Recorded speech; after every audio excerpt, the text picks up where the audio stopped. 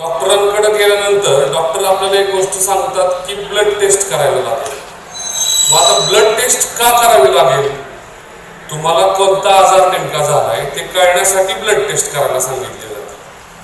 Blood टेस्टचा report आल्यानंतर doctor ठरवतात की तुम्हाला कोणती औषधं द्यायचे किंवा कोणत्या गोळ्या द्यायचे, तुम्हाला ऍडमिट व्हायला लागेल की घरी तुम्ही बरे होऊ शकता. आता तसंच त्यांनी ऍडमिट व्हायला सांगितल्यानंतर स्वतः डॉक्टर तुम्हाला सलाईन लावतात का? नाही. नर्स तुम्हाला सलाईन लावायला येतात, बरोबर, किंवा कंपाऊंडर तुम्हाला सलाईन लावायला येतात. डॉक्टरांचं काम काय आहे की ते रिपोर्ट बघून ते तुम्हाला फक्त सलाईन मधून कोणती औषधं सोडायची हे लिहून देतात.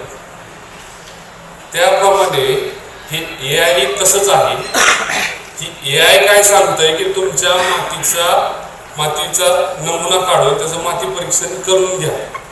त्याच्यामध्ये कोणते घटक उपलब्ध आहेत, कोणते उपलब्ध नाही आहेत, कोणते जास्त झालेले आहेत हे AI करायला सांगतंय. आणि त्या ज्या वेळेस तुमचा माती परीक्षणाचा रिपोर्ट ते आपण सॉफ्टवेअरला भरतो त्यावेळेस AI टेक्नॉलॉजीच्या आधारे तो सॉफ्टवेअर तुम्हाला तुमच्या शेतामध्ये कोणतं पीक लावलं पाहिजे, किती कालावधीसाठी लावलं पाहिजे, त्याच्यामध्ये उपलब्ध कुठले जीवाणू आहेत किंवा नाही आहेत, हे सगळ्या गोष्टी तुम्हाला ते सांगत असतात.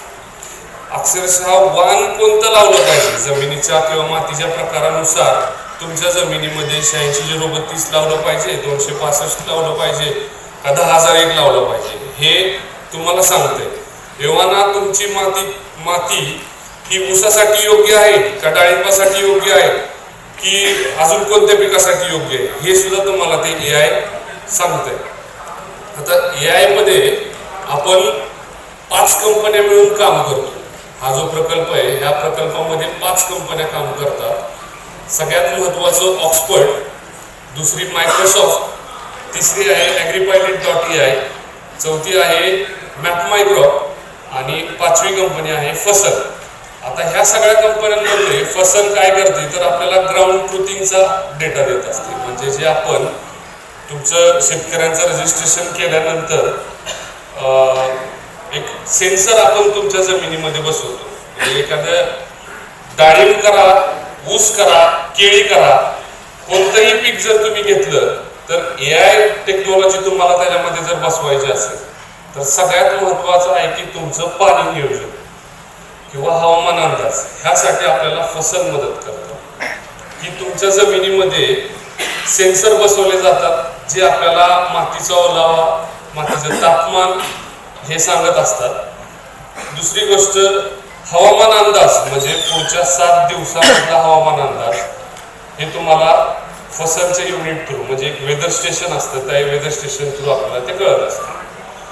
म्हणजे एक साधा विचार करा, जर समजा एखादा कीड किंवा रोग तुमच्या शेतामध्ये येणार असेल तर तो तुम्हाला 7 दिवस अगोदरच जर कळाला तर किती बरं होईल ना, हे होणार नुकसान टाळणार आहे.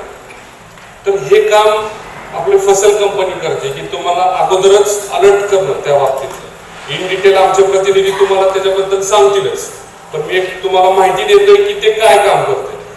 आता मॅपमायक्रॉप म्हणजे समजा तुमचं 2.5 एकर क्षेत्र आहे तर 2.5 एकर क्षेत्राला आपण मॅपिंग करून घेतो, म्हणजे त्याचा नकाशा तयार करतो. तो नकाशा तयार केल्यानंतर तो काय माहिती देतोय तर फसलनी माहिती दिली की तुम्हाला कोणता कीड किंवा रोग येणार, व तो कीड किंवा रोग कोणत्या भागात येणार आहे ही माहिती आपल्याला नकाशात कळते. त्यासाठी आपण हे सॅटेलाइट मॅपिंग केलेलं असतं.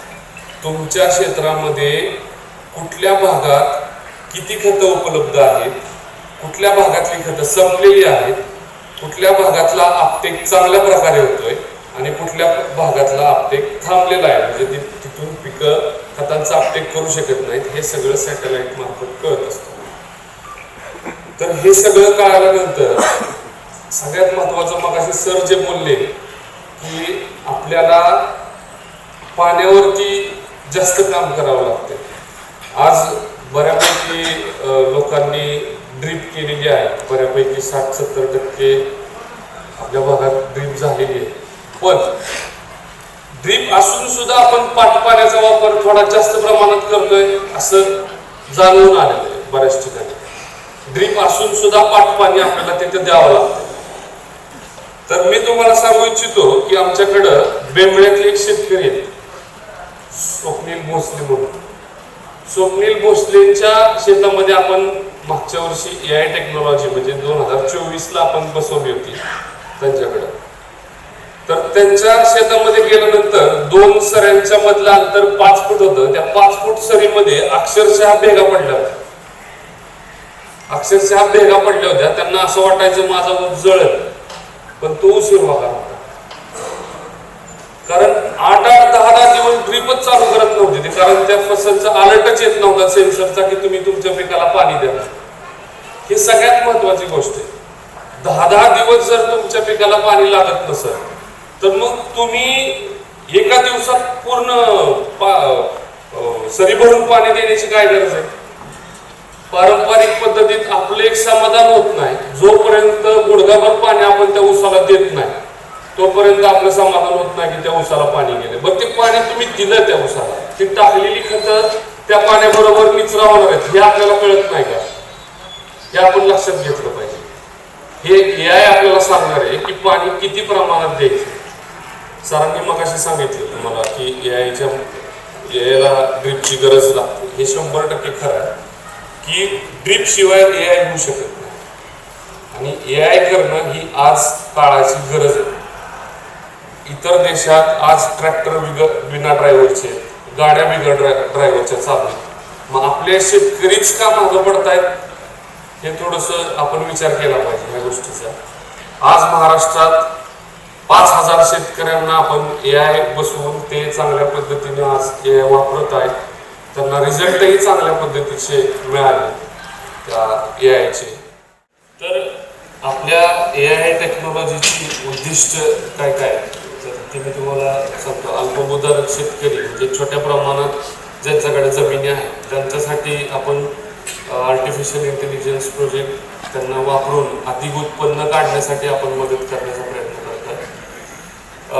ऊसामध्ये किंवा केळी, डाळिंब किंवा इतर पिकं असतील, कांदा, या पिकांमध्ये 40% उत्पन्न तुमचं वाढून खतांचं प्रमाण कसं आपल्याला 30 ते 35% कमी करता येईल यासाठी आपण शेतकऱ्यांना मदत करत आहोत. आत्तापर्यंत ज्या शेतकऱ्यांनी AI टेक्नॉलॉजीचा वापर केला तर त्यांचे सगळ्यांचं म्हणणं असं आहे की 50% पाण्याची आमची बचत होत आहे, खतांची 30 ते 40% आमची बचत होती आणि खर्चाची बचत बघायला गेलं तर 30-40% होती. जी आमची उद्दिष्ट होती की AI प्रकल्प किंवा आदरणीय पवारसाहेब किंवा राजेंद्र दादांचं जे उद्दिष्ट होतं की शेतकऱ्यांना कमी खर्चात जास्त उत्पन्न निघालं पाहिजे, ते उद्दिष्ट आज कुठेतरी साध्य झालेलं दिसत आहे.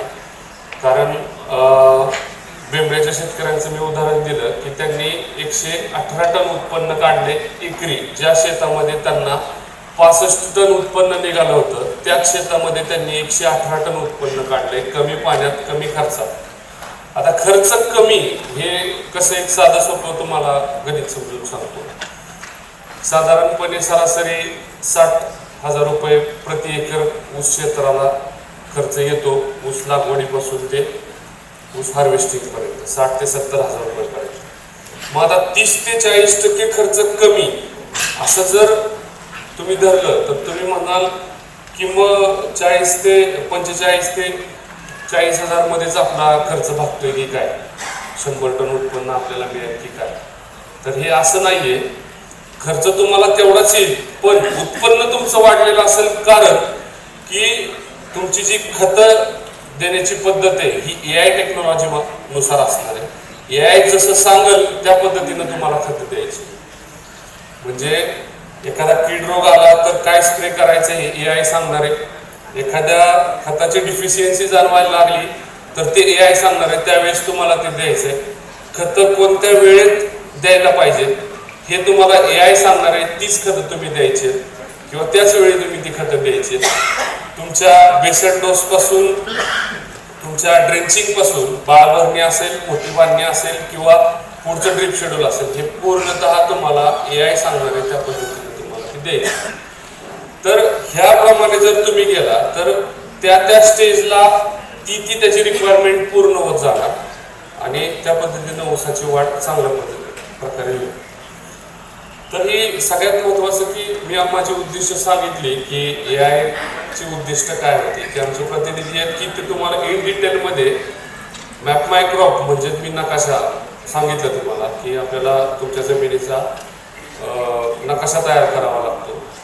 तर ते आमचे सर तुम्हाला समजून सांगतील किंवा वेदर स्टेशन किंवा जे सेन्सर आपण बसवतो ते काय काम करतात हे आमचे प्रतिनिधी तुम्हाला समजून सांगतात.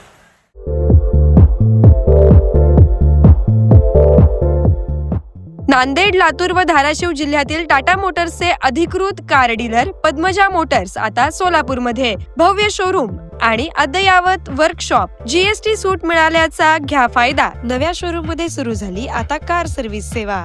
पद्मजा मोटर्स, विमानतळ जवळ, होडगी रोड, मजरेवाडी, सोलापूर. मोबाईल 8600 02 26 17.